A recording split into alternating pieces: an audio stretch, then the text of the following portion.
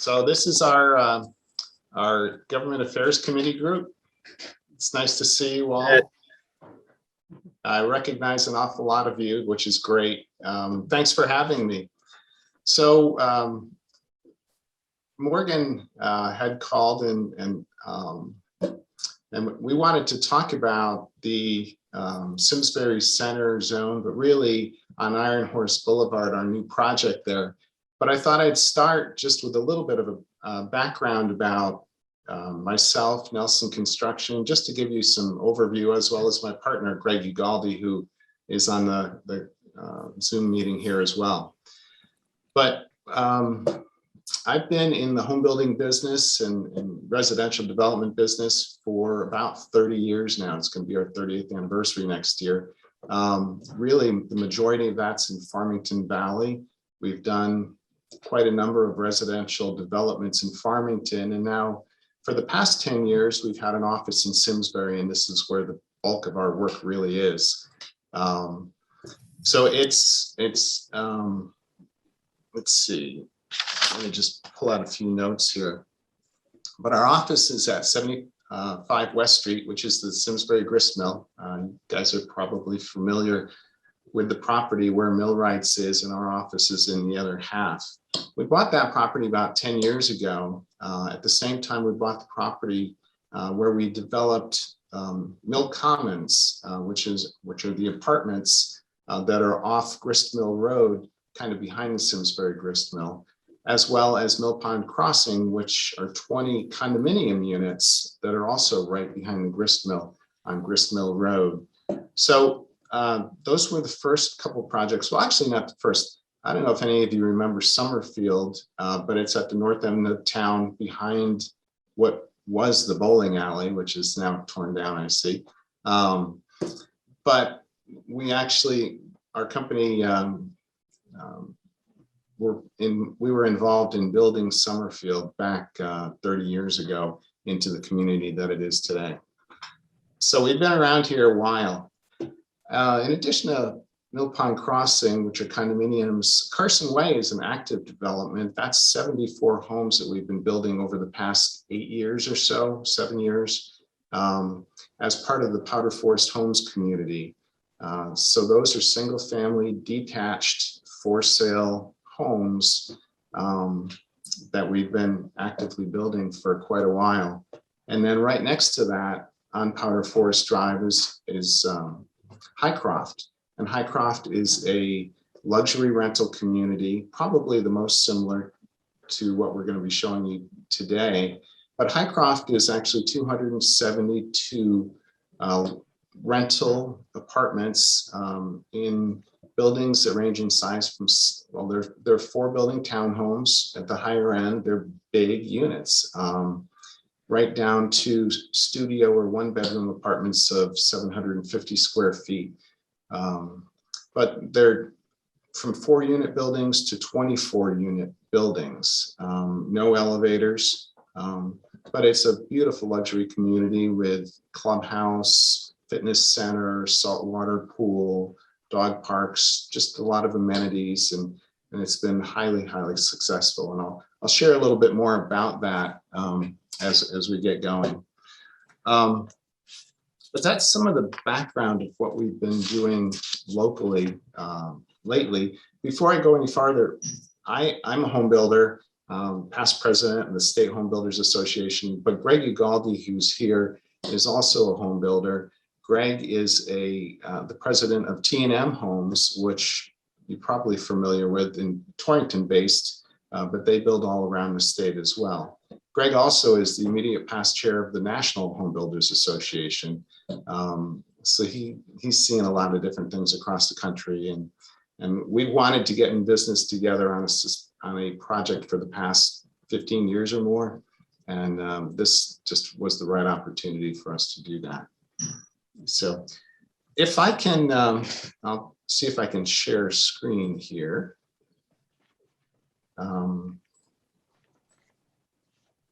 Can you see that screen? Yes.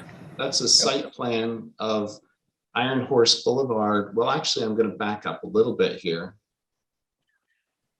So can you see now an overview of the site? Is that what you're looking at? Yes. Yes. Okay, thank you. So this is where our site is, the Gerard Simscroft Echo Farms yard. You can actually still see the buildings in this picture, but Iron Horse Boulevard, to the right of it, you can see the Performing Arts Center, the big soccer fields. And then down below, Main Street and the Town Hall, the Senior Center and Library, a couple other things are pointed out there. And then up in the back, you can just see just a crook in the Farmington River. Directly behind the site is just the Meadows, which is a big floodplain area that is kind of connected to the Farmington River, but certainly protected land owned by the state, and some of it's owned by the town. But just to kind of back up a little bit, way back in 2009, 2010, there were charrettes done looking at the Simsbury Center town area. And really, what did the town residents want to see in this area? I'm sure many of you remember that. Some of you actually may have been on the committees that helped create that design document and vision. That ultimately turned into a Simsbury Center zone or a code, Simsbury Center code and zone, which really drove or drives what's happening in a lot of the different parcels in the Simsbury Center area. So this site, owned by the Gerards, it was created as SC5 or that was the only piece of that size that was noted to be multifamily or higher density residential development. In fact, it got into pretty great detail in the design document in the zone, telling us the coverage of the site, how many feet. It said 70% of the frontage on the roads that go into this site are supposed to be covered with building, which is flipped upside down from more single family homes or even less intensive developments. This was designed to be more of an urban kind of feel as far as that zone was created and what they were asking for. So we then went through some approval early design meetings. We talked to design review board. We came up with some different concepts. And I'll talk in a little bit about why we ended up with this specific design product. But what we have here is an entrance road right across from Penn Road, and that main entrance drives in up to a clubhouse. There are actually 5 buildings. Each building is 35 units. We really wanted to create some green space, and by concentrating units in a little larger buildings, we were able to create really more of a friendly streetscape while still creating that massing that the zone was contemplating. So as you come in, there's big lawn areas on both the right and left-hand side. So as you're walking down Iron Horse Boulevard or on the Rails to Trails there, you're going to be looking through an 80-foot swath of green lawn area and seeing the buildings in the background. So there's green space there. There's green around the buildings. As far as the clubhouse goes, the clubhouse is going to be much like Highcroft in that it has just very amenity rich space. There's going to be a saltwater pool. There's large patio areas. There's a fitness center in there. There's just gathering space. There's actually going to be conference rooms just to start to accommodate people who want to work from home and have meetings and whatnot. They're going to be working out of some of the different rooms that are built into this space. So then there's the mail kiosk, there's a tot lot. In the back corner, there's a recycling center back here. And then in the back, there's this really naturalized area that's a little lower. It's about 10 feet below the area where we're building. That area is going to be planted, and there's going to be a just a gravel footpath, a stone dust path walking around that area to help get out to the just the naturalized meadow in the background. This little observation it's just a platform. It may be like a gazebo, but it's a fairly large platform. It's really an observation area because in the back here there's a rookery, and a rookery, I wasn't quite sure how to describe this in the beginning, but it's a place where birds love to hang out and nest, and not just birds, but some really special or birds that you don't really see. And so there's some phenomenal bird watching out here, and that's why that observation platform's there. One of the things early on in the process, when Mike was working on designs here, the town was contemplating a loop trail from the rails to trails that would go around the perimeter of the property. And we've actually incorporated that. I don't know if you can follow my cursor, but it goes all the way around the property. So if you were to walk the entire property, it's about a half-mile loop. Now that path will be open to the public. We're still in the process of working with the town, the council actually, to work out the legal arrangements to have public access on private land in this path type environment. We'll probably have to close it during winter months just for safety reasons and liability reasons. It's not going to be plowed, just like the rails to trails is not plowed in most areas. I think along Iron Horse it is, but a lot of areas are not plowed. So that's in the works, and we're excited because it's just going to allow residents of the town, if they'd like, to walk around and really appreciate the meadows in the back and what's there. So that's kind of a overview of what the plan. These smaller buildings on both sides of the clubhouse are actually detached garages. And let me tell you a little bit about the buildings themselves. These are some of the utilities and prints that were part of our presentation to the town.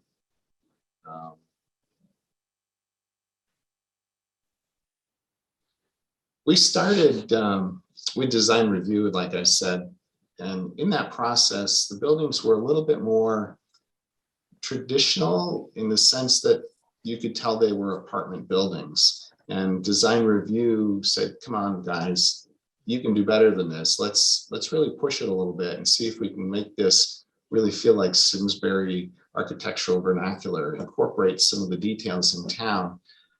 We did bring in a different architect and almost started from scratch. And Jack Kemper did a really nice job starting to sketch out what really is almost like a little older town streetscape. So as you're walking along Iron Horse, you'll see the fronts of the buildings, and the fronts of these buildings will look more like this.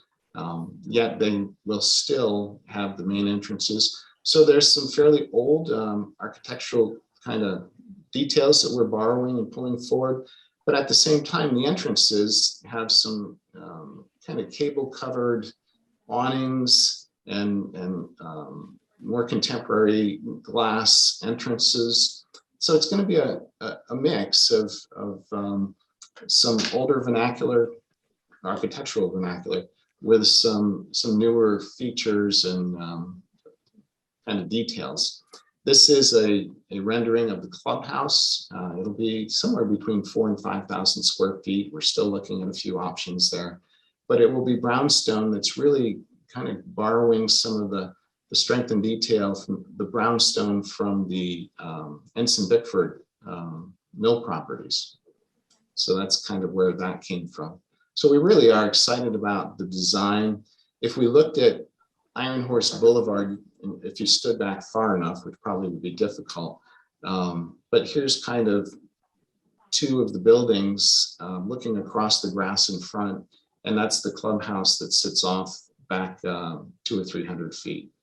So that kind of gives you an overview, but I'll go back to the site plan.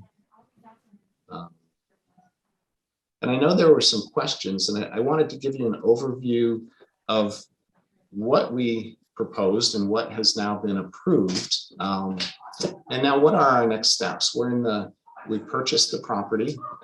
We are in the midst of a whole bunch of architecture and engineering and design meetings, just working through all the details, and the hard construction drawing type components, as well as estimating, finance and some of those things, just tying up those details. If all goes well, I expect that it won't be in the next 2 or 3 months, but probably 4 months from now, we'll be trying to get site work going. Depends on the winter, but we really want to get things off and running and get this started. So with that, I can open it up for questions if you have questions. Chris? Sure. Yeah. It's Nick Mason. With the walking path at the back of your site there, will there be access to the river? Because as a former rower with the adult club, I've always advocated that we have some other place to be able to get kayaks and larger rowing type boats onto the river. And I was just sort of wondering if the town would consider helping out with doing something like that. I know it might not be your priority, but I think it'd be just a wonderful if there were ways to get access to the river there. Yeah, Nick, that's a good question. There is, right behind us on the left-hand side, there's a little cove that's called Barber Cove, but I don't think there's direct access to the Farmington River from that cove. It comes up in the wet months and down a bit, but this really just has wetlands and meadow behind it. There really is not a connection to the river itself. So well, the perfect spot I think would be where the old sewer plant or whatever it was that was back there. You can actually see, I think, well, a discussion some other time. I don't want to take up a lot of time here. Unfortunately, we would know it if we had river access, and there is not river access from here. And frankly, there's just a whole lot of wetlands to cross, even to get to that rookery, which is that upland that's maybe 100 to 200 feet behind our property. Chris, what's the annualized tax revenue to the town when completed? That's a good question. I can tell you from Highcroft, the average in Highcroft is about $5,000 per unit.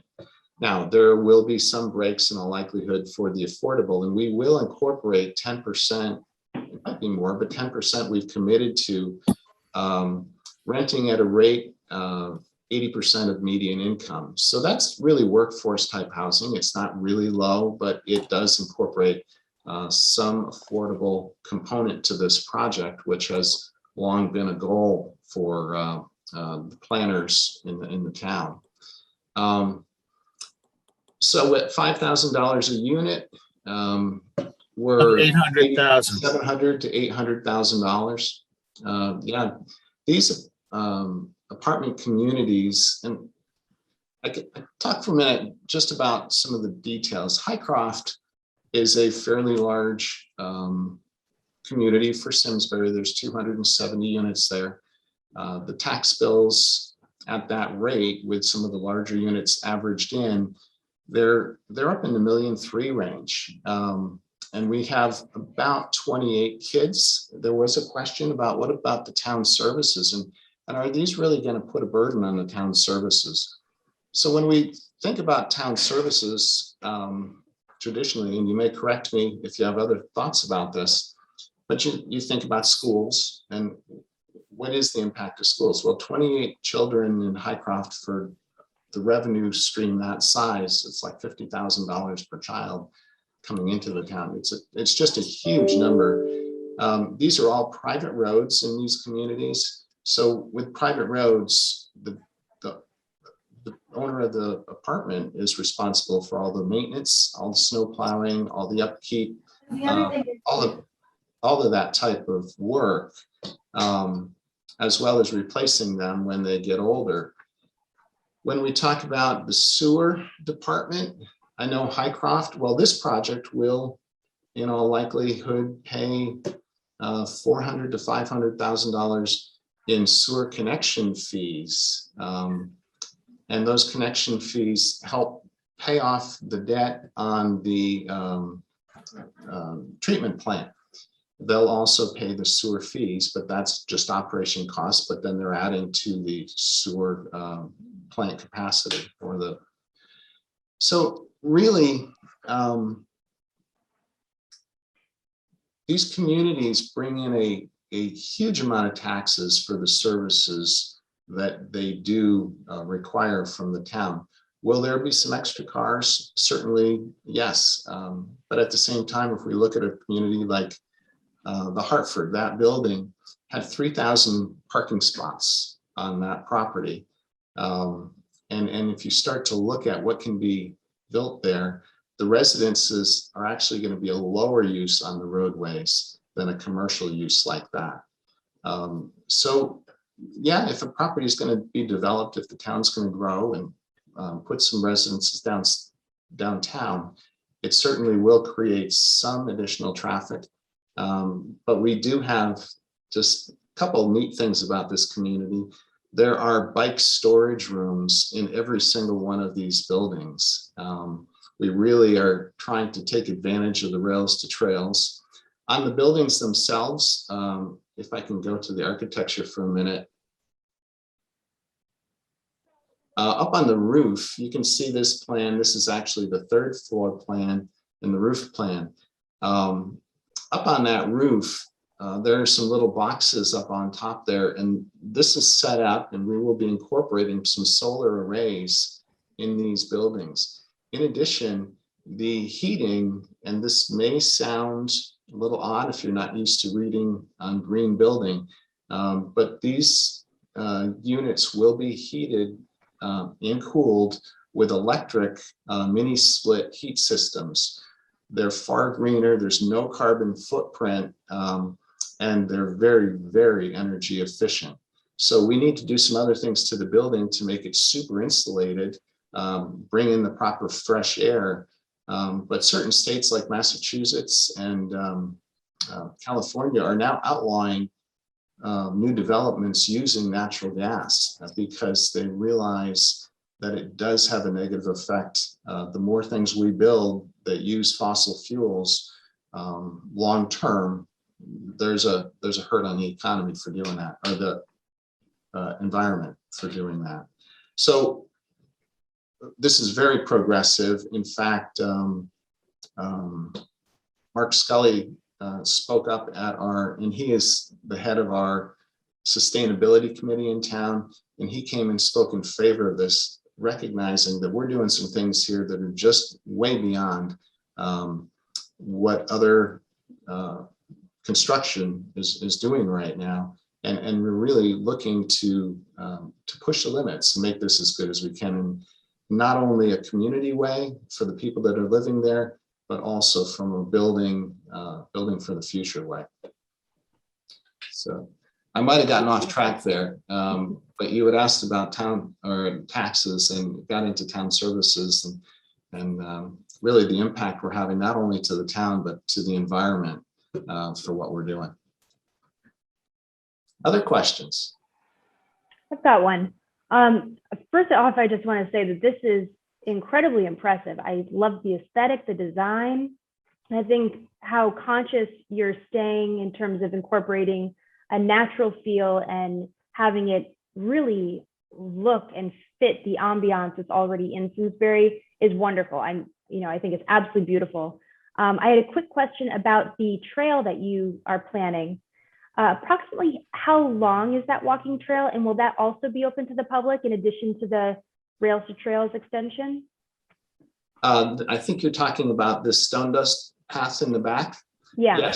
Yes, that will be given that same cross easement, or however we're going to do that with the town. So there is public use on that area. Now we may kind of rope it off during certain months from a security point of view. We may have to reserve the right to tone things down at certain times. But yes, that's the intent. I think it's going to be a wonderful. It's not really long. Yeah. It might take you 10 minutes to walk that path. and get back to the rails to trail, the paved rails to trails, which is the half mile loop. That's certainly going to take you a little longer than that, but I think it's going to be go ahead. Oh, I just said it's going to be really nice. We're excited about it. And I think it's going to be a great way to promote the area itself. People are going to want to tour that. They're going to be checking it out, bringing family and friends, visitors to the area. So I think it's just a natural way to be highlighting the development. Thanks. Chris, we started, Ferg and I and Nick and who else? Mike. We started talking about downtown development 20 years ago. And I have to tell you, this is absolutely fantastic. I feel the same way. The only thing is, can you please name one of the streets Morgan's Way? Oh, No, don't that cost us. How much is that going to cost us? I don't want to see Mike's Way or Charity's Way. I want to see Morgan's Way. Well, from what I hear, Morgan's doing a pretty great job for that first year in the seat. So, thank you. naming is a really interesting thing. And as of today, and I'm not saying it won't change, but we really would like to tip our hat to the Performing Arts Center, and we may call this Encore at Simsbury Center. Very cool. So that's kind of where we're leaning right now. If you have like strong feedback either way, please email me.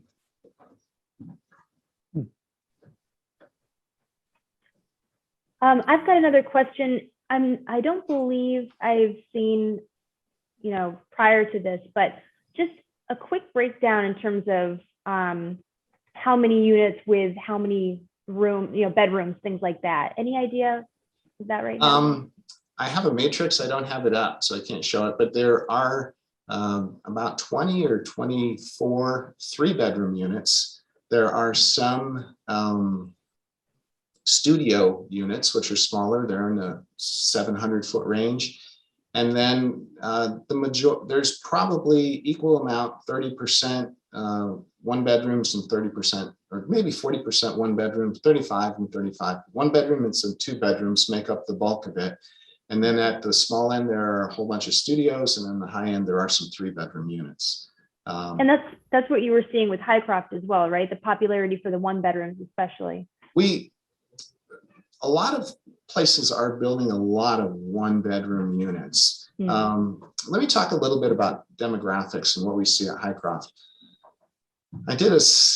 I'm always doing studies on this stuff, but at Highcroft, we have really 3 cohorts or groups that live there. One is their move downs. They've had the big house in Simsbury. They want to stay in town. They're really not sure what the next step is, but they don't want the maintenance. They don't want the big house. They want to be a little freer to travel and do different things. And it's a really interesting population that we want to keep in town. And their choice is, for the people that are choosing, to rent. Most of those people could easily buy a townhome or a house at Carson Way. It's a fairly affluent demographic that they're choosing to rent larger units in town. The second cohort is really the young starters that they've got to have a professional income, because to live in Simsbury it's not the cheapest town around. But there's about 1/3 of those people who are younger, maybe 30 or below, and getting started and renting for the first time or second time. They want to be in town. Maybe they grew up in town and they'd like to stay in town. So there's a group of those individuals. And I think it's great that they're here, because as they continue to see the benefit of Simsbury, they're going to be moving into those homes, those resale homes and the new homes of the future, because they're going to want to stay in town. The third group is really a mix of a few things. They're the kind of middle sector, not the move downs, but not the young starters either. And that could be your divorce situations, or singles that haven't gotten married, or couples that are transferring into the area. They want to buy, they don't know what they want to buy yet, so they want to rent for a year or two first. So that's a real mix of all sorts of different people. But each one of those demographics are great as far as being contributing to the town. We want to keep the older folks here, the move downs that no longer want that big house in town. We want the young people in because that brings energy and just a whole lot of future to the town and what's going on. And that middle group, we want them to stick around too. We don't want to push people out of town because we don't have the right choices for them. The renters in Simsbury, at least in this Highcroft and in all likelihood here as well, are fairly affluent residents. I'm amazed. I'm not going to share the numbers, but I'm amazed. A very high percentage of them could be buying homes if they chose to. But that's who wants to live here, and they're making a choice. We actually have gone out and done some interviews and talked to people. Why aren't you buying a house? And there's so many reasons, but there's some demographic shifts happening right now where millennials just may not want to buy a house. They don't see it as a key thing. A lot of other people have seen Connecticut take some really hard hits as far as price depreciation over the past 10 years, and they just don't want to be stuck with something. Granted, right now, there is a very strong housing market and a strong resale market, but I'd remind you that prior to 18 months ago, we had about 10 years of housing recession, and we were doing our best to sell houses at Carson Way, and if we sold 3 or 4 houses, that was a good year. It's really been tough, and that's really not. At the same time, we couldn't sell houses. The luxury rental products were doing extremely well, and that's why developers are continuing to just kind of react to that shift in desire of what people are looking for in housing right now. I don't know if I put too much out there on that, but it's kind of what's going on in the marketplace. Other questions?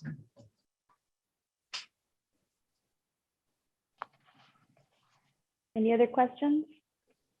There was one question: why not build condos in this housing market? When we started this, we were still in a very weak housing market. And so maybe today it would start out a little bit different, but not too much, because there's really 2 reasons. There's the recession that was going on, but there's also the demographic shifts that's taking place across the country in what people are looking for. The move downs don't want more housing. At least many of them don't. So this kind of fits a need, and that need is still there. We didn't build apartments, and certainly in the Farmington Valley and in most of Connecticut or at least in the suburbs, for 15 or 20 years. And so, yes, we're seeing a little bit of a rush of that happening in the past 5 years, but it's really just bringing back to balance what is a normal ratio of rental to for sale homes. Connecticut just didn't do it for a long time. And what was the timeline for this project again?